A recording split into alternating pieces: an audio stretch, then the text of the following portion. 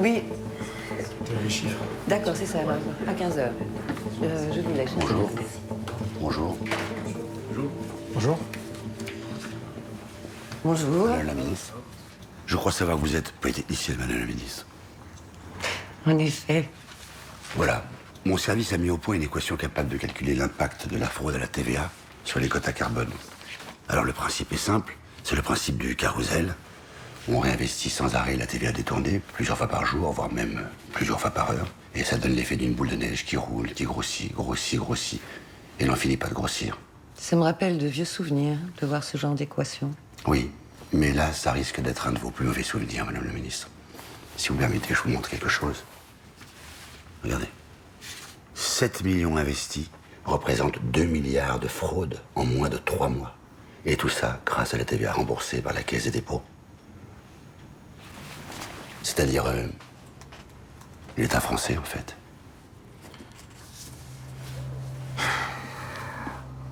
C'est des drôles de malins qui ont mis ça au point. Oui, mais les gens qui ont mis ça au point, si je puis me permettre, ils n'ont pas fait Polytechnique comme vous. Et ils savent à peine lire et écrire.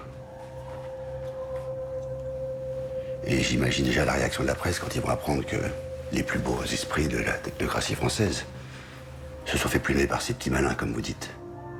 Et que le préjudice pour les comptes publics se compte en milliards. Que proposez-vous, monsieur Elnachter?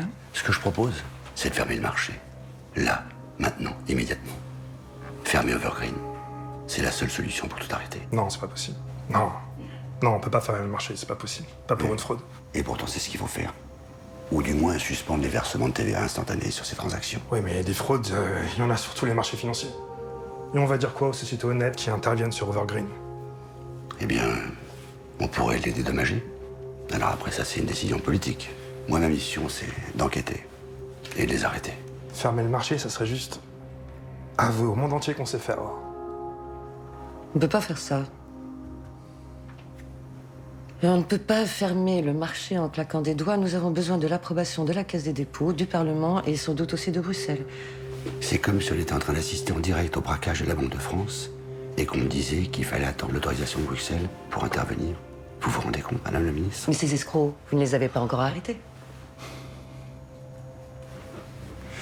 La police à Tel Aviv les a repérés. Seulement maintenant, la difficulté, c'est de faire le lien entre ces escrocs et leur société écran sur Evergreen. Et pour ça, moi, j'ai besoin de preuves matérielles, de documents, de tracer des flux bancaires. Regardez. Pardon. Excusez-moi. Mon Dieu. Oui, c'est impressionnant, en effet. Et vous en êtes où? Il faut que je vous parle d'un sujet sensible, madame la ministre. Je suis actuellement pour parler avec un indicateur français à Tel Aviv, qui serait prêt à témoigner. Mais en échange, il faudrait qu'on trouve avec lui une sorte d'arrangement fiscal. On lui donne quelque chose. Non. Non, on peut pas faire ce genre de choses. Les Américains peuvent, mais nous, on peut pas. Entrez. Madame la ministre, vous êtes attendu. J'arrive. C'était une belle idée, ces droits à polluer. On parle d'écologie et de santé publique. Pourquoi il faut toujours que tout soit abîmé par des salopards? C'est le monde qui les rend pourris, ou bien ce sont les pourris qui abîment le monde? Je crois à une certaine morale. Mais c'est déjà pas mal. Je vous ai entendu. Au revoir, monsieur le directeur. Madame la ministre. On y va?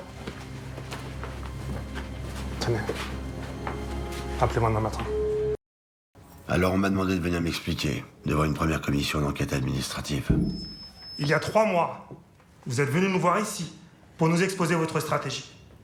Vous nous avez parlé d'affrontement entre ces escrocs, de jalousie, d'un groupe de malfaiteurs qui est en train d'éclater, ce qui, d'après vous, pouvait nous aider à obtenir des informations.